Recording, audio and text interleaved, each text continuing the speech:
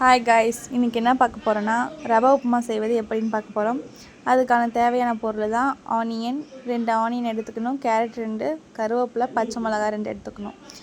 பக்கத்தில் கடாயில் வச்சு ரவையை ஃப்ரை பண்ணிக்கணும். அந்த லைட்டாக ப்ரௌனிஷாக வர வரைக்கும் நம்ம அந்த ரவையை ஃப்ரை பண்ணிக்கலாம். அப்போ தான் ரவை வந்துட்டு சீக்கிரம் வேகும். இந்த ஸ்டேஜுக்கு வதக்கின பிறகு ஒரு பிளேட்டில் எடுத்து மாற்றிக்கலாம். அப்புறம் அந்த இன்னொரு கடாயில் வச்சு 2 ஸ்பூன் ஆயில் ஆட் பண்ணிக்கலாம். கடுகு 1 ஸ்பூன் ஆட் பண்ணிக்கலாம். கருவேப்பிலை கொஞ்சம் ரெண்டு கொத்து கருவேப்பிலை ஆட் பண்ணிக்கலாம். கருவேப்பிலை அதிகமாக இருந்தாலும் ஆட் பண்ணிக்கலாம், நோ ப்ராப்ளம். ஆனியன் 2 ஆட் பண்ணிக்கிறோம். கட் பண்ண ஆனியன் நல்லா ஃப்ரை பண்ணிக்கணும். ஃப்ரை பண்ணிட்டு நம்ம திரும்பின கேரட் இருக்குல்ல, அந்த கேரட்டையும் கூட ஆட் பண்ணிக்கணும்.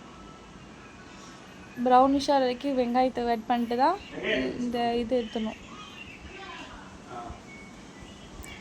இப்போது கேரட்டு ஆட் பண்ணி ஃபுல்லாக ஃப்ரை பண்ணிக்கணும். பார்க்கவே கலர்ஃபுல்லாக இருக்குது. சாப்பிட்டா நல்லாயிருக்குன்னு நினைக்கிறேன். பார்ப்போம்.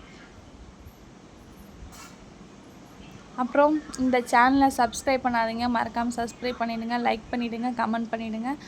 மறக்காமல் இந்த பெல் பண்ணுற கிளிக் பண்ணிங்க. அப்போ தான் நாங்கள் ஒவ்வொரு வீடியோ போகிறதுக்கு ஒவ்வொரு டைம் நோட்டிஃபிகேஷன் உங்களுக்கு இதாகும். இப்போது வதக்கின பிறகு சால்ட்டு கொஞ்சம் ஆட் பண்ணி கொஞ்சோண்டு மிளகாய்த்தூள் ஆட் பண்ணிக்கணும். அப்போ நல்லா ஃப்ரை பண்ணுறோம். ஃப்ரை பண்ணிட்டு இந்த லைட்டாக மூடி வைக்கலாம்.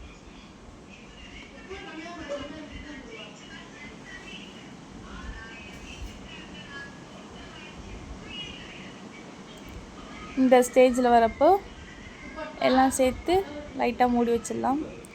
சைடு பை இந்த மூடி வைக்கப்போ பாருங்கள், மீன் பாருங்கள் எப்படி ஜாலியாக விளையாண்டுட்டுருக்கு. எத்தனை மீன் இருக்குதுன்னு சொல்லுங்கள் பார்க்கலாம். எத்தனை மீன் இருக்குதுன்னு கண்டுபிடிச்சிங்கன்னா கமெண்டில் போடுங்க. கோன் ஐஸ்கிரீம் 2 சாப்பிட்லான்னு உட்காந்தாச்சு. கோன் ஐஸ்கிரீம் சாப்பிட்றோம். அப்புறம் இது வதங்கிடுச்சுன்னு பார்ப்போம். வதங்கிடுச்சு. இப்போ என்ன பண்ணணுன்னா அதை கிண்டி விட்டு 2 ஸ்பூன் 2 கப்பு தண்ணி எடுத்து ஆட் பண்ணிக்கலாம். ரவைக்கு தகுந்த மாதிரி எடுத்துக்கணும். ரவைக்கு 1 கப்பு எடுத்திங்கன்னா அதுக்கு 2 கப் தண்ணி ஊற்றணும். 2 கப்பு ரவை எடுத்திங்கன்னா 4 கப்பு தண்ணி ஊற்றணும். அதை கரெக்டாக அளவு பார்த்துக்கோங்க. அளவு அதிகமாக போச்சுன்னா அந்த ரவை கொலன்னு போய்டும். அதனால் கரெக்டாக மீடியமாக வச்சு எத்தனை கப்பு எடுக்கிறீங்களோ அத்தனை கப்புக்கான தகுந்த மாதிரி நீங்கள் தண்ணி ஆட் பண்ணணும். தண்ணி கொதிச்ச பிறகு ரவையை ஆட் பண்ணணும். நம்ம ரவையை வறுத்து வச்சோம்ல, அந்த ரவை இப்போ தண்ணி கொதிச்ச பிறகு ரவையை ஆட் பண்ணணும். உங்களுக்கு சர்க்கரை வேணும்னு நினச்சா லைட்டாக சர்க்கரை ஆட் பண்ணிக்கலாம். அப்படி இல்லைன்னா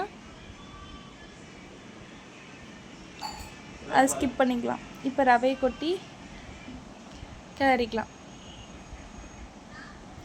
பார்க்கவே கலர்ஃபுல்லாக இருக்குது, நல்லாயிருக்கும். வீட்டில் இதை மறக்காமல் செஞ்சு பாருங்கள். இது பிடிச்சிருந்தா லைக் பண்ணுங்கள், கமெண்ட் பண்ணுங்கள், மறக்காமல் சப்ஸ்கிரைப் பண்ணிவிடுங்க. அப்போ தான் நாங்கள் போடுற ஒவ்வொரு வீடியோவும் நோட்டிஃபிகேஷனாக வரும். இது வதங்கின பிறகு நல்லா தண்ணிலாம் பாருங்கள். தண்ணி நம்ம தண்ணி கொஞ்சம் லைட்டாக பத்தல, வேணும்னா கொஞ்சம் ஆட் பண்ணிக்கலாம். அப்படிலாம் அதை ஸ்கிப் பண்ணிக்கலாம். லைட்டாக மூடி வச்சுட்டு அப்புறமா ஓப்பன் பண்ணி பார்க்குறப்ப பாருங்கள், வாவ் செம நல்லா இருக்குல்ல. இப்படி வீட்டில் ட்ரை பண்ணி பாருங்கள். கண்டிப்பாக வீட்டில் இருக்க குட்டீஸ் ஃபேமிலிஸ் எல்லாம் ரசித்து சாப்பிடுவாங்க.